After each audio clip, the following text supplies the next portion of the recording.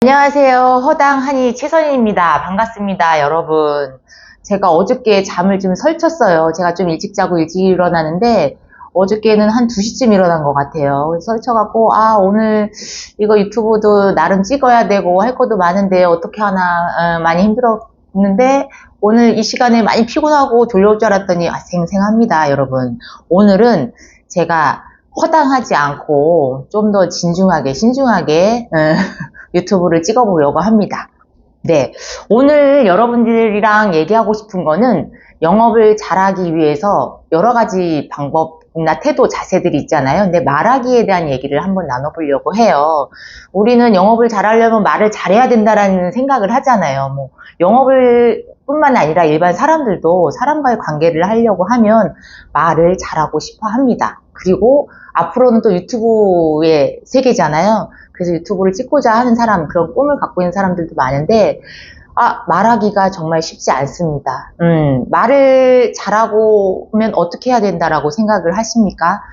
보통 말을 많이 하는 사람 많잖아요. 그렇다고 말을 잘하는 건 아니에요. 저도 예전에 술 먹을 때 말 많이 하죠. 그거는 말이 아니고 그냥 내뱉는 헛소리가 아니었을까 생각이 듭니다. 여러분, 말을 잘하려면 제가 생각하는 거는 경청, 남의 말을 잘 들어야 한다고 생각이 듭니다. 남의 입장에서 남의 말을 잘 들으면 그거에 대해서 의미를 파악하고 한 번을 내뱉어도 적재적소에 말을 내뱉을 수가 있지 않을까 생각이 듭니다. 그래서 이 사람 말이 뭐를 의미하는지, 뭐를 얘기하는지 잘 파악하고 한마디를 내뱉이더라도 잘 해야 된다고 생각합니다. 제가 예전에는 지금도 뭐 말을 잘하는 건 아니어서 이렇게 유튜브를 한번 찍어볼까 하는데 옛날에 제가 말하는 거에 대해서 나쁜 습관이 있었습니다. 첫 번째, 저는 항상 지시 쪽, 명령 쪽으로 얘기를 했었습니다.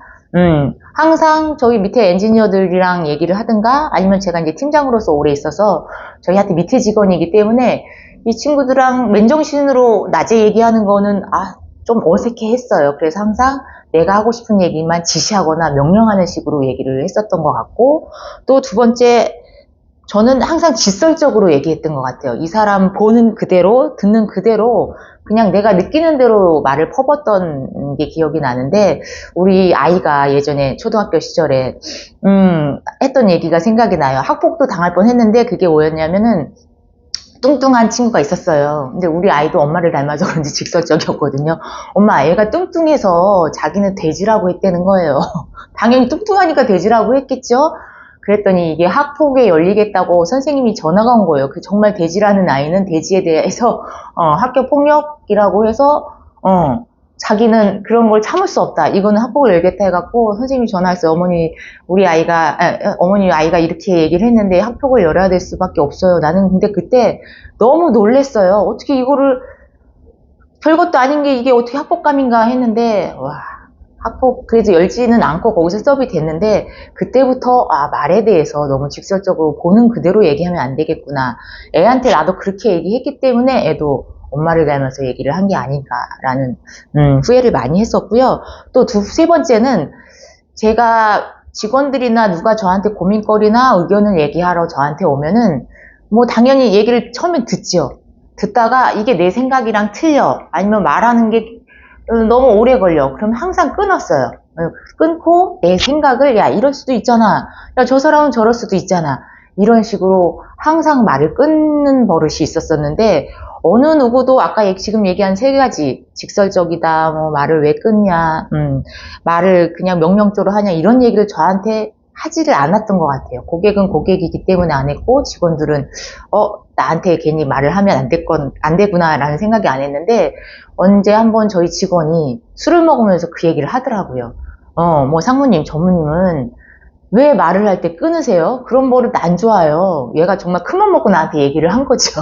그때 저는 그거를 깨닫고 내가 말하는 투와 뭐 저도 좀 알았죠. 말하는 투나 이게 잘못됐거니. 왜냐면 우리 남편이나 애가 항상 상처를 받고 나랑 대화할 때 너는 항상 지시줘야 명령줘야 대화가 안 돼 이런 얘기를 했었지만 뭐 나는 개의치 않고 항상 했었거든요. 근데 우리 직원이 그 얘기를 듣고 저에 대한 말투, 말에 대해서 잘못된 거에 대해서 많이 고치려고 노력을 했고, 아, 내가 이러면 안 되구나 깨닫고, 저는 계속 변하려고 노력을 한답니다.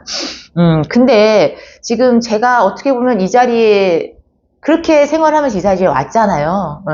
그 시절에는 뭐 옛날엔 더 했죠. 욕도 하고 더 직설적으로 막 이 새끼 저 새끼 뭐 무슨 새끼 닭새끼 이렇게 막 했는데도 뭐 아무렇지도 않았고 더 그게 강하게 보였었기 때문에 이 자리에 왔지만 그렇게 하면 안 됩니다, 여러분. 여러분들도 말을 할 때 항상 내 말투, 내 말, 태도 이거에 대해서 좀 이렇게 써보고 이거에 대해서 고쳐야 될 거에 대해서 좀 고민을 해보시고 특히나 말하기 전에 경청하는 거 이 사람에 대해서 경청을 해야 정확한 말을 적게 하더라도 그거에 대해서 정확한 걸 포인트를 갖고 얘기를 전달을 하면 그게 말을 잘하는 사람이지 않을까 생각이 들어서 오늘 말에 대해서 말씀을 한번 나눠봤습니다.